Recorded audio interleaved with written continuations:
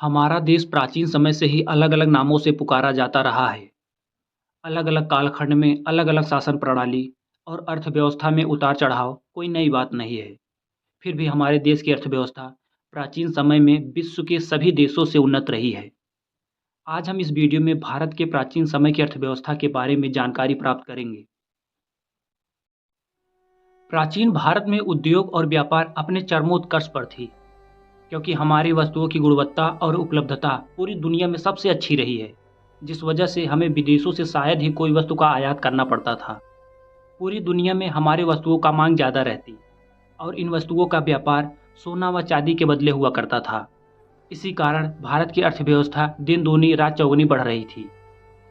भारत में अच्छी गुणवत्ता वाले वस्तुओं की उपलब्धता के कारण अपने देश को अन्य देश से आयात नहीं करना पड़ता था। इससे विदेशों से प्राप्त सोना चांदी भारत में ही रह जाता था। दुनिया भर का सोना चांदी भारत में एकत्र हो रहा था। धीरे धीरे भारत में सोने का भंडार बढ़ने लगे। भारत अन्य देशों के मुकाबले संपन्न होने लगा। यही कारण था कि भारत को सोने की चिड़िया कहा जाने लगा। प्राचीन भारत में कृषि संबंधी कार्य लोगों का मुख्य व्यवसाय था। यहाँ के गांव समृद्ध थे। खेती करने की तकनीकी दुनिया ने भारत से सीखी। भारतीय किसानों ने गेहूं की खेती इंग्लैंड व यूरोप से कई शताब्दी पहले ही प्रारंभ की थी। भारत में उद्योगों के लिए कच्चा माल यहीं कृषि से प्राप्त हो जाता था। चीनी, नमक, चाय, कपास, मसाले, नील, रेशम, लोहा आदि अच्छी मात्रा में पर्याप्त होता था और विदेशों में इन सब की अच्छी मांग रहती थी। यहाँ कपास व गन्ने की खेती पर्याप्त मात्रा में हो जाती थी। हालांकि भारत की अर्थव्यवस्था कृषि प्रधान रही है, फिर भी उस समय देश में उद्योगों का विकास हो चुका था। भारत में अंग्रेजों के आने से पहले यहाँ के उद्योगों के विकास का स्तर यूरोप में हुए औद्योगिक विकास के स्तर से कहीं ऊंचा था। उस समय भारत में दो तरह के उद्योग प्रचलित थे, गांव में स्थापित उद्योग और शहरों में स्थापित उद्योग। ग्रामीण उद्योग स्थानीय मांग को पूरा करते थे, जबकि नगरों में स्थापित बड़े उद्योग बाजार की मांग को पूरा करते थे। पानी के जहाज बनाने की कला में भारत यूरोप से कहीं आगे था। ईसा के 19वीं सदी के प्रारंभ तक जहाज बनाने का उद्योग इंग्लैंड की अपेक्षा भारत में अधिक विकसित था।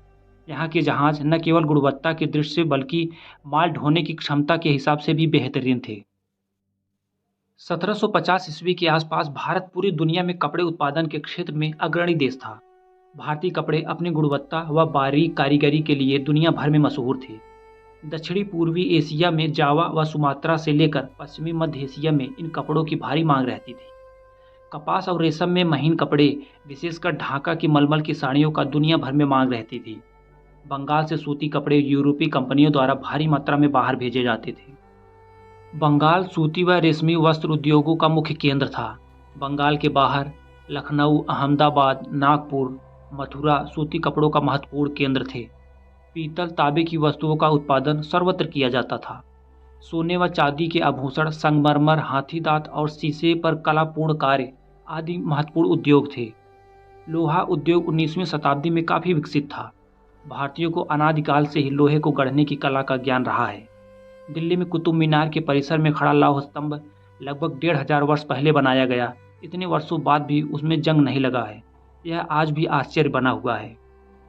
अंग्रेजों के भारत आने से पहले हमारा राष्ट्रीय और अंतर्राष्ट्रीय व्यापार बहुत ही समृद्ध था। भारत दूसरे देशों के साथ व्यापार 4000 वर्ष पहले ही करता रहा है।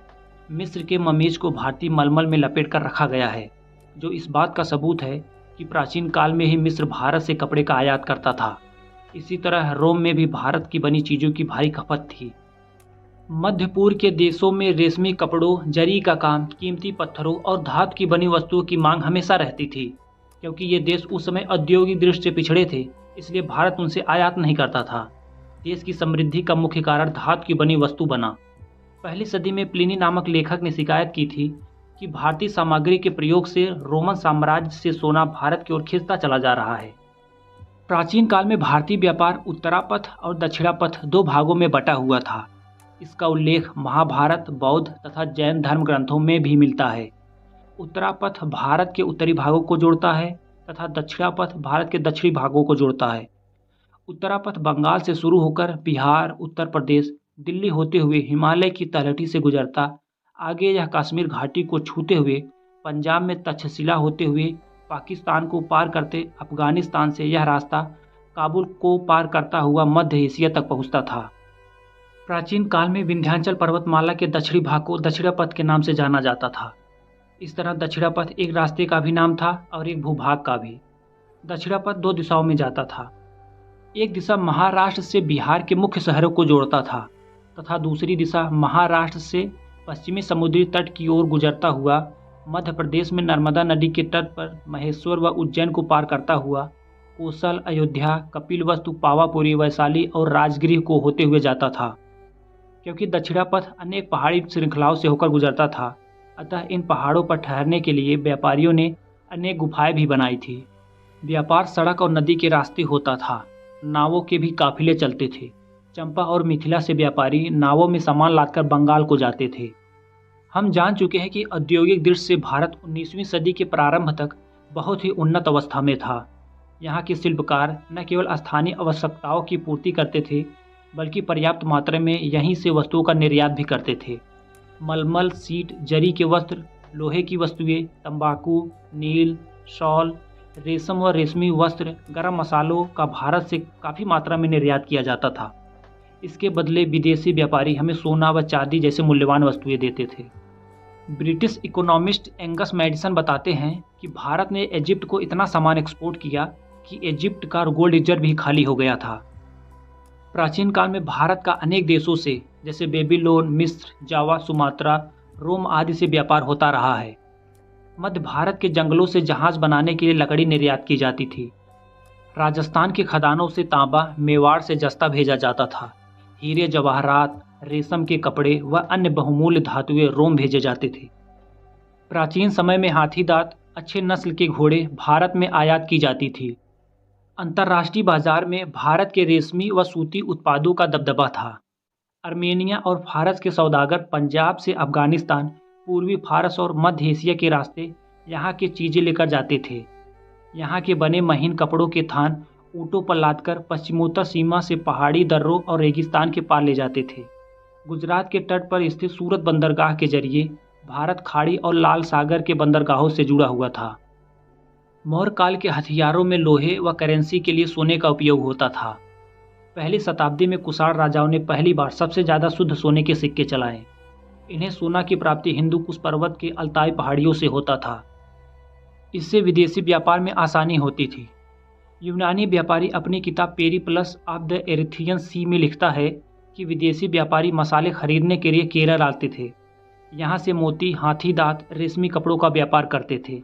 इस किताब में यह भी जानकारी मिलती है कि कनिष्क के समय सबसे ज़्यादा व्यापार रोम से हुआ करता था। चीन से रेशम का व्यापार यूरोप को होता था। कनिष्क उनके मार्ग पर अधिकार कर लेता है और उस पर टैक्स लगा देता है, जहाँ से एक बड़ी मात्रा में टैक्स के रूप में धन भारत को आता था। चौथी शताब्दी का गुप्तकाल भारत का स्वर्णकाल माना जाता है। इस समय आर्यभट्ट ने पृथ्वी की रेडियस नापी और थ्योरी दी कि ब्रह्मांड का केंद्र सूर्य है। वराहमिहिर ने चंद्र कैलेंडर बनाया।